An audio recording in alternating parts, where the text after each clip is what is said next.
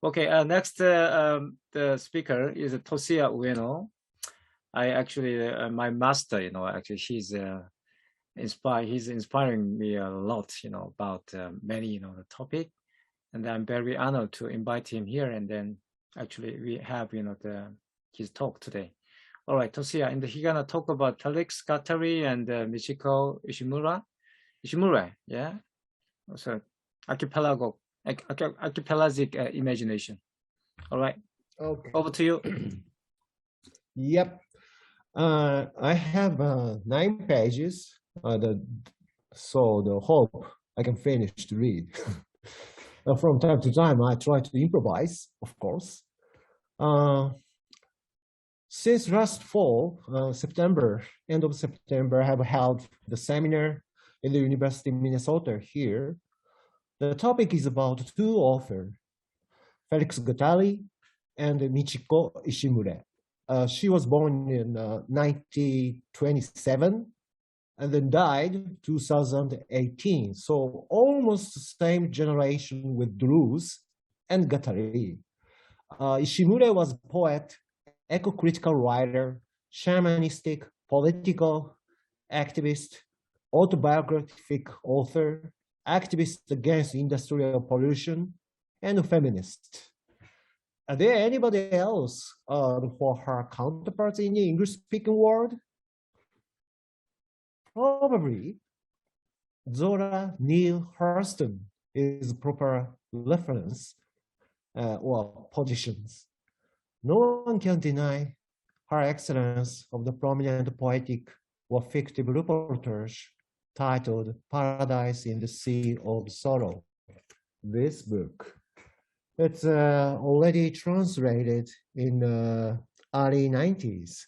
Livia Monet, Romanian, Jewish, Canadian, feminist Druzian scholar. You can read also in English. This reportage is also having many narrative, almost fictive parts, a lot as well. Dealing with, the Minamata disease in the Kyushu area, South Island in Japan. There are also many post-colonial issues. Many migrant workers from Korea mobilized by Japanese fascist regime, and still after the Second World War, there are many communities. Also marginalized, suffered, poor, or ethnically discriminated people in Japan. There are a lot. You can check in the map Minamata Bay or Shiranui Sea in Kyushu Island. Beautiful sea, but because of the seafood, many people took seafood polluted, intoxicated with the organic mercury, exhausted from the industrial farm, Chiso Corporation. So Minamata disease were big scandal and a big issue in Japan, 1950s, 60s, and 70s. Still, there are a lot of the problems. So basically, she was known as a humanistic writer or the activist writer about that. But I try to put different figuration or image. I continue. 10 years or something, I always engage with the transversal comparative interpretation on thought of the Felix Guattari and Japanese post-war intellectuals. Mainly male intellectuals so far, but finally I found a good, the feminist activist or shamanistic writer in the post-war Japan. So that is Michiko Ishimura. What is archipelago? Archi means chief, proto, or principal.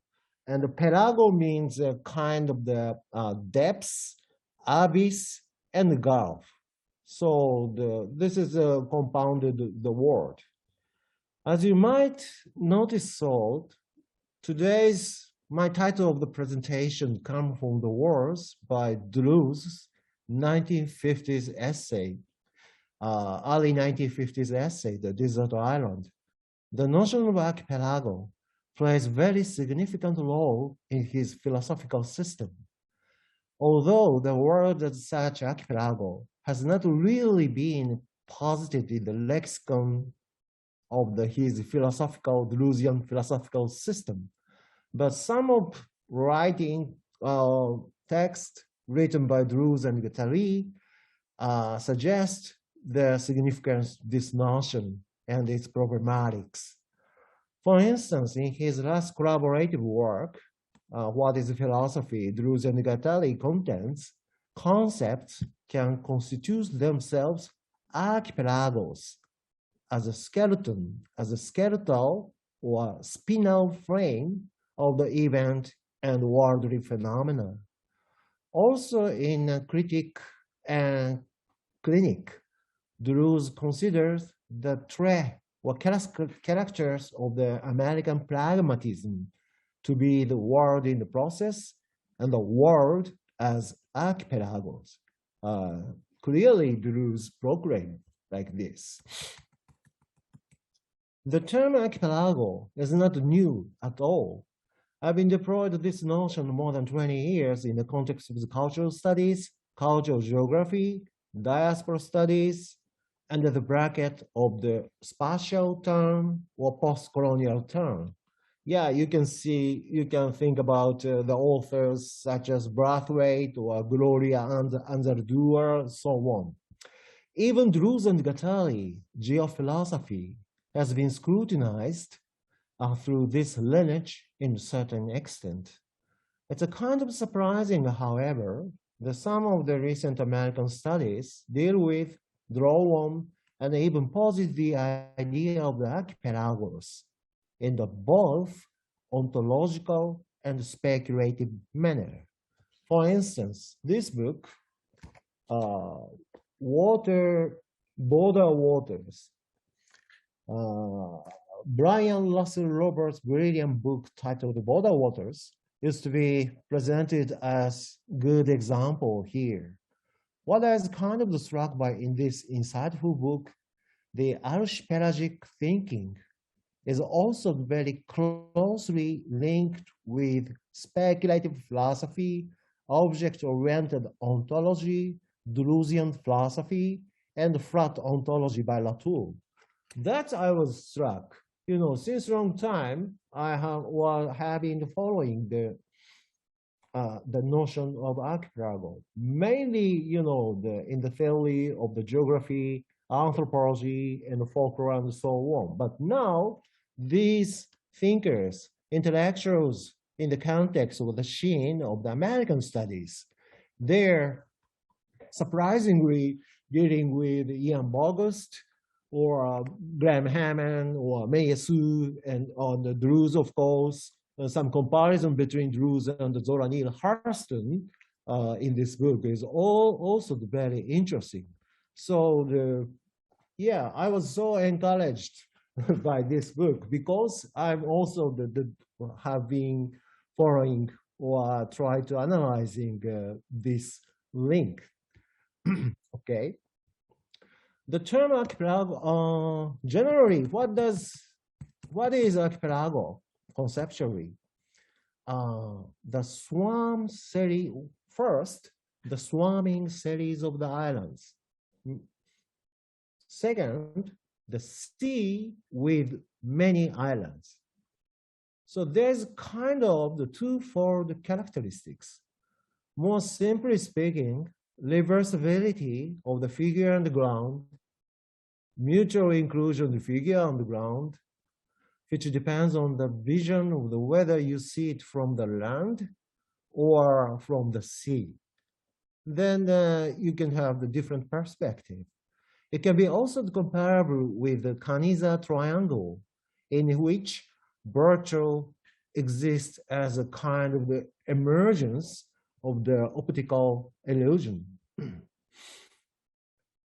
The differences of the point of view as such suggest as constitutive plurality of the world and the life. Archipelagos suggests us of the emergence or the presence of the invisible connection and conjunction in the living world. One can add here maybe a strip of the Escher's infinite spiral stairs. Yeah, exemplified in, for instance, Tree of the Knowledge by Maturana and Francisco Varela. On the surface of the sea, islands look somehow always separated and isolated each other. But under the sea level, these separated islands have the common submerged ground and combined each other by earth ground. The formation is not ascribed to the mere position between the figure and the ground, but should be envisioned as the logic of the included middle, unlike the conventional Aristotle logic of the excluded third. The notion of archipelago is very close to the conceptual cognitive constellation connection in human cognition, with a certain feedback loop and the recursion of the practice. It is possible to envision Japan as a site or location of not imposing a compressive force of the one, actualized by a law-like nomadism. Actually, Edward Grisson, ex-friend or old friend of the Felix Guattari, he distinguished two different types of the nomadism. Yeah, of course, Grisson was inspired by the both Drews and Guattari, and he raised two different nomadism. One is a law-like, is about more occupation or incorporation, assimilation, or violence or domination. And the second different nomadism is about circulary nomadism, he said, Edward Grisson. Against allo-like nomadism, there is a kind of the circulatory nomadism. That is his distinction. And in certain archipelagos, always retain the sea that explores the scattered land into arc, a shape of the arc, and through the dynamic diffraction in both material and speculative. It's visible in the description such as Japan Island arc or Ryukyu arc, which points to the Southeast Island in Japan. This singular flash or singular explosive flash, éclat in French, in Edward Grisson. This explosive flash burst upon all horizon. This is found not only in the geographical formation of the Far East Island, but also within the processual dynamics of the constitution of the space called Japan. Such a reality of the archipelago offers us the sort of the relation in the capital A, which is comparable with the idea or the notion of assemblages by Drews Guattari. I'm saying, it's comparable. It is possible to compare Drews Guattarian concept of the assemblages, machinic assemblages, with the concept of the archipelago, since Edward Grisson. I skipped a little bit. So in the recent such type of the genealogy of the thinking, even United States, America, envisioned through its coastline and the shoreline and many rivers, watershed. So America can be defined as a huge archipelago, not only as Turtle Island. And also recent book on Drews by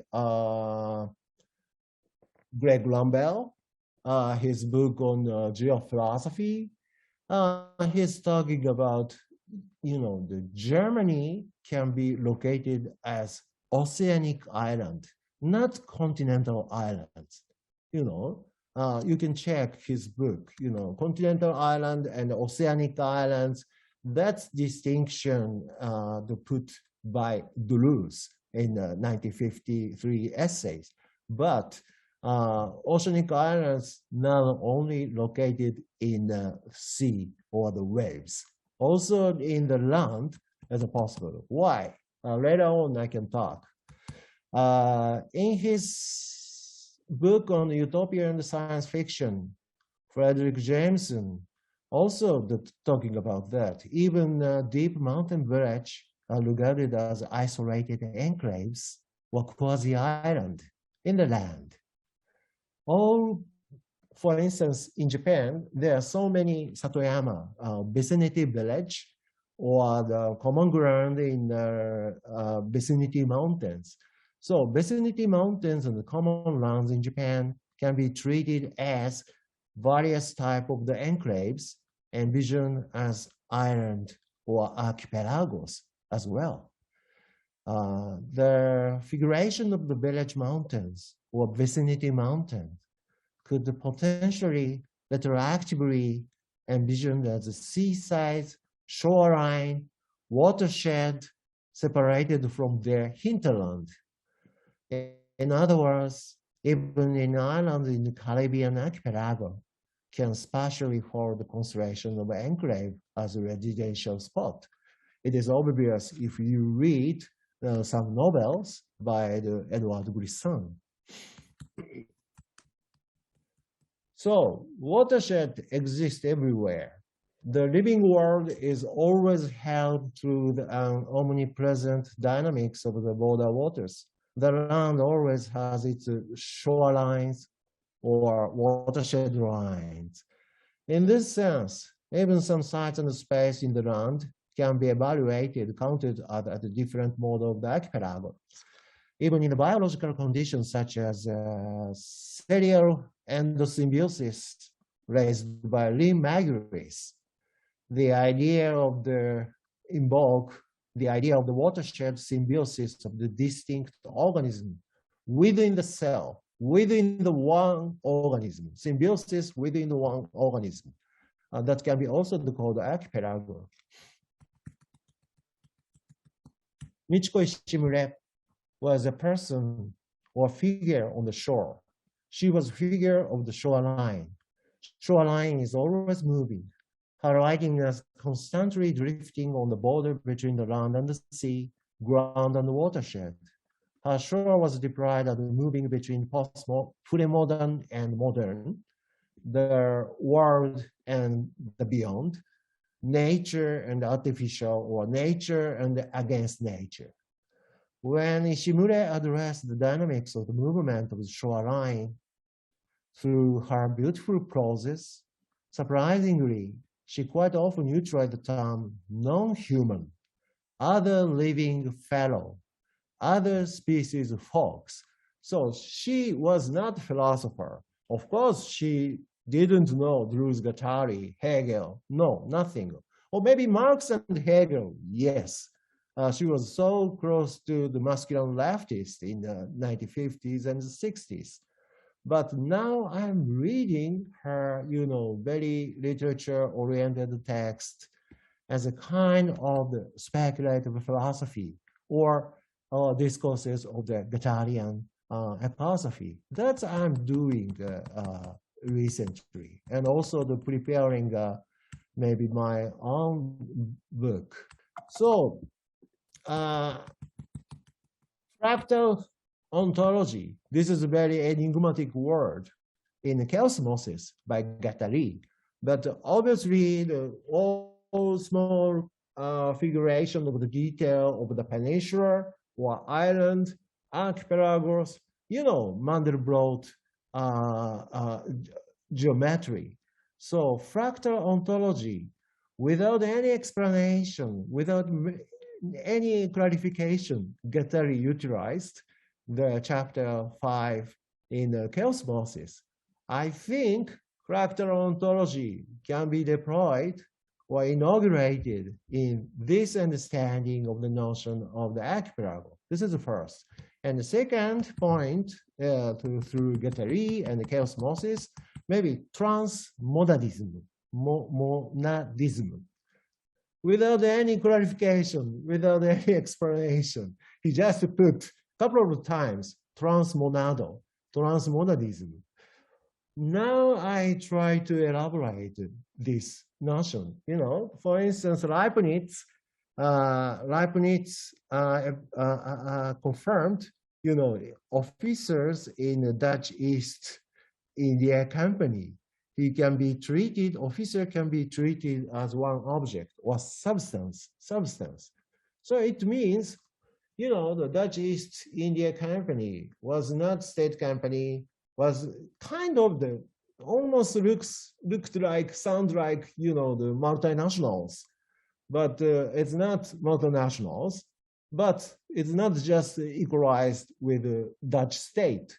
So I think Dutch India, that VOC can be treated as also the kind of the meshwork and the networks and archipelagos. That's my idea, yeah. So in the end, one sentence. Okay, each island as a part of the archipelago is somehow similar, comparable with partial objects in psychoanalysis. They cannot constitute the totality of the desire. They cannot fulfill the complete realization of desire. But radically partial objects determine the singularity of the formation of desire. In the same logic at the vein, archipelagos can be envisioned as a transitional object in a certain type of the psychoanalysis, as a dislocated object in some spatial, territorial, geographical setting and location. Like transitional object in the psychoanalysis, archipelagic moment are situated at the juncture point of the subjectivity and alterity. Each concrete or empirical example of archipelago, Caribbean island for Grisson, Brazil and Japan for Guattari, Shiranui Sea or Amakusa Sea for Ishimure. Those archipelagos, the examples are defined as a conceptual site which can afford us transversal, immersive grasping of the world. Just as a conceptual persona has always been involved in the history of the philosophical discourses, archipelago can be located as a conceptual sites for philosophy and ecosophy. Thank you very much. Thank you very much. Very, you know, the invoking idea, an inspiring idea about the archipelagic, you know, the paradigm is, you know, we have had, you know, long discussion on the island, you know, the virtues and the continent towards the land and the landscape and the seascape these days. We have many, you know, the discussion over this topic, but we haven't yet had, you know, kind of the very precise philosophical, you know, conceptualization of this, you know, discussion. So I think his paper, you know, delivered, you know, the possibility of, you know, conceptualization of the archipelagic imagination, you know, from the glissant and to Imamura, and then that is very inspiring and a very interesting, you know, topic. And then we actually preserve this, you know, the discussion, you know, later on, and then okay.